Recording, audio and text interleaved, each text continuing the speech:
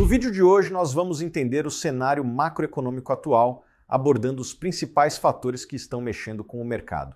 Nosso economista-chefe Gustavo Sung vai passar pelos acontecimentos mais importantes aqui no Brasil e no exterior, falando principalmente sobre a derrubada da medida provisória que elevava o IOF. Fala pessoal, Gustavo Sung, economista-chefe da Suno Research. Vamos para o nosso resumo macro aqui no canal do Thiago Reis, com as principais notícias dessa semana e as perspectivas das seguintes, para compreendermos melhor o que está acontecendo no contexto macroeconômico. Hoje é dia 27/6 e antes de irmos para as principais notícias, tem um convite muito especial. Para quem não sabe, nesse fim de semana teremos o grande Suno Invest, um evento presencial aqui em São Paulo, com 2 dias, sábado e domingo, de muita palestra, muito network, contato com as analistas da Suno. Lá teremos grandes personalidades, Thiago Reis, Professor Baroni, a Miri Klin, que estará entre nós, Guilherme Benchimol, o CEO da Multilaser e muito mais nesses 2 dias. Se você ainda não garantiu o seu ingresso, aqui pedi para a produção colocar e eu te espero amanhã às 8 horas, se eu não me engano, nosso credenciamento, teremos um dia inteiro de palestras. Confira a programação e não esqueça de garantir o seu ingresso. Pessoal, vamos começar com um cenário internacional. A gente não teve grandes notícias. O ponto principal é que todo aquele temor que poderíamos ter no Oriente Médio, de um espalhamento do conflito, de um aumento da temperatura, que poderia envolver outros países, esse risco diminuiu significativamente. Outra preocupação é que era uma possível mudança de estratégia do Irã e fechasse o Estreito de Hormuz. Se eu não me engano, no começo dessa semana, o parlamento do Irã voltou para o fechamento, mas ainda precisava passar nas instâncias superiores. A gente tinha comunicado aqui ao longo da semana que a probabilidade de um fechamento total do Estreito de Hormuz era muito difícil, porque ali no Golfo Pérsico, aquele estreito é um canal de distribuição e exportação do petróleo de outros grandes países, o Kuwait, a Arábia Saudita, o Iraque. Então ali fechar totalmente era uma coisa inviável economicamente, politicamente. Lembrando que a China é uma grande importadora de petróleo da região e ela poderia exercer uma força política ali razoável para evitar qualquer tipo de fechamento. Como o Irã contra-atacou os ataques dos Estados Unidos apenas em bases localizadas, muito aquém da apreensão do mercado, não tirou tanta volatilidade quanto se esperava. E aí vocês podem até observar nas cotações dos últimos dias, o petróleo voltou para um patamar mais baixo do que visto recentemente. Atualmente segue em 67, 68 dólares, bem abaixo do que a gente viu realmente nas últimas semanas. Então, a ideia de um conflito muito maior reduziu a volatilidade, a aversão ao risco, e nessa questão de geopolítica, ela realmente trouxe um suspiro esta semana para as bolsas, para os mercados e para os preços das commodities. Um dos principais erros que eu vejo investidores cometerem é comprar a ação de maior dividendo. Isso é um erro, pessoal. Pode ser que no futuro esse dividendo caia, porque a empresa está endividada, porque a empresa é cíclica, porque a empresa fez a venda de um ativo relevante. Então, como analisar uma empresa de dividendos? É o que a gente preparou para vocês aqui, um e-book 100% gratuito sobre como analisar empresas de dividendos, tá bom? Vou botar o link aqui abaixo, também está no comentário para você fazer o download gratuito. Na questão doméstica, aqui realmente a semana foi um pouco mais agitada. O ponto principal foi a votação na quarta-feira, se eu não me engano, quinta-feira, que derrubou a medida provisória em relação à elevação do IOF. Pessoal, vamos voltar aqui de forma cronológica para te mostrar o que realmente aconteceu. O governo, para cumprir com as metas fiscais, criou medidas arrecadatórias, como a elevação do IOF.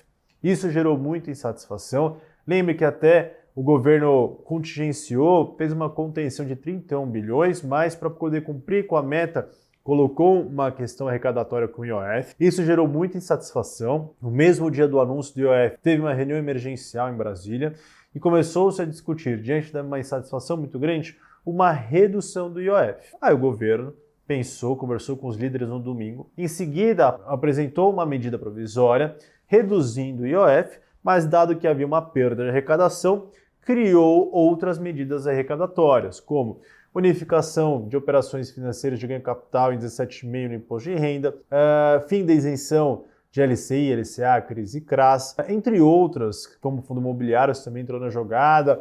A gente já comentou, foi 2 semanas cheias sobre esse assunto. Então, de fato, foram esses 2 projetos. O que aconteceu agora, nesta semana? O Congresso, através de uma PDL, que é um projeto de decreto legislativo, votou e derrubou a medida provisória que aumentava o IOF. Então, esse primeiro ponto já está, de fato, consumado.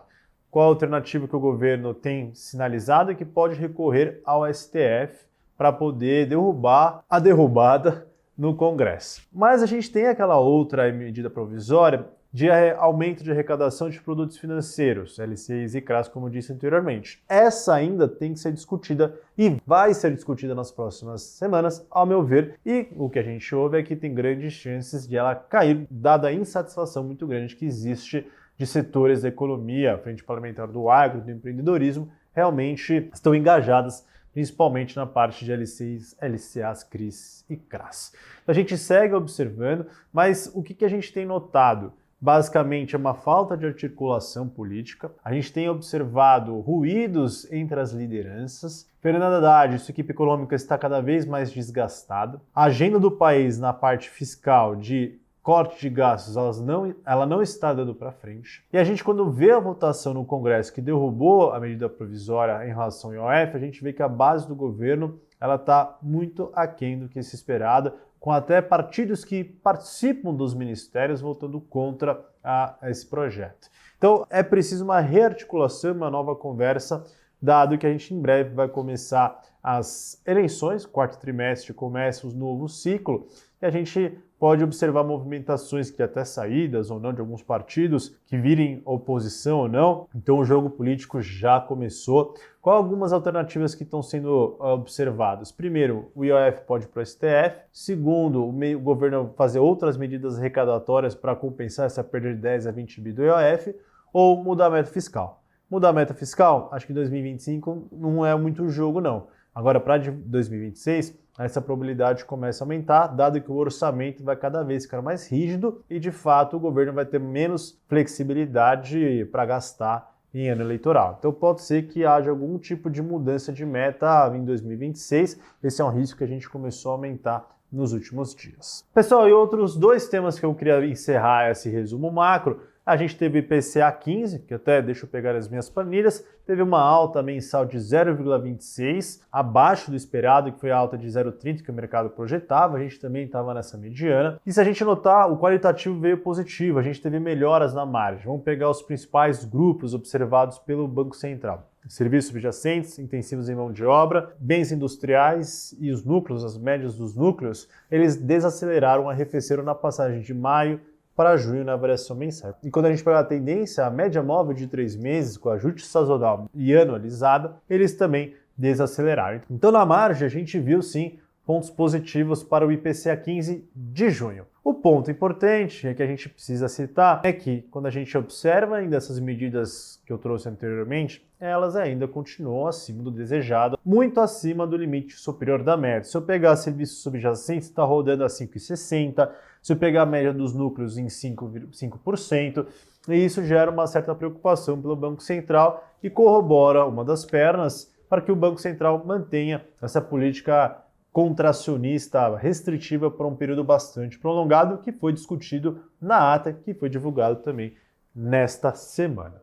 Soma-se também a questão da desancoragem das expectativas, o Banco Central ressaltou isso na ata, e se a gente somar essas 2 questões, justificaram o Banco Central tomar essa atitude de aumentar os juros, encerrando o ciclo em 15% e parar por aqui, esperando os efeitos acumulados de toda essa alta de juros que vimos nos últimos meses. Posição adequada, mas a gente observa uma melhora na margem sim, na inflação que traz um certo alívio. Para finalizar, pessoal, na ata, eu até trouxe um trecho interessante para vocês, dado que a gente está numa pauta fiscal muito importante, eu vou ler aqui para vocês, mas tem uma parte nova em que parece que o Banco Central está realmente sinalizando questões importantes da área fiscal, que não é a sua seara, mas que ajudariam o trabalho da autoridade monetária.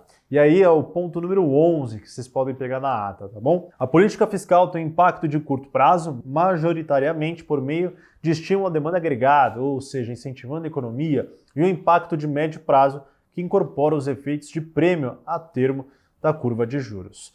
Ou seja, a depender do que acontece com a política fiscal, a gente pode ter um efeito positivo ou negativo sobre a curva de juros. Uma política fiscal que atue de forma contracíclica e contribua para a redução do prêmio de risco favorece a convergência da inflação à meta. Então, se a gente tivesse um fiscal mais estruturado, fazendo o dever de casa, reduzindo os riscos, isso ajudaria o Banco Central a levar a inflação para a meta. Assim, o debate recente, com ênfase na dimensão estrutural do orçamento fiscal e na redução ao longo do tempo de gastos tributários, tem o potencial de afetar a percepção sobre a sustentabilidade da vida e de ter impacto sobre o prêmio da curva de juros. O comitê reforçou a visão de que o esmorecimento no esforço de reformas estruturais e a disciplina fiscal, o aumento do crédito direcionado e as incertezas sobre a estabilização da dívida pública, o potencial de elevar a taxa de juros neutra da economia, com impactos deletérios sobre a potência da política monetária e, consequentemente, sobre o custo de desinflação em termos de atividade econômica. Se nós temos um fiscal bagunçado,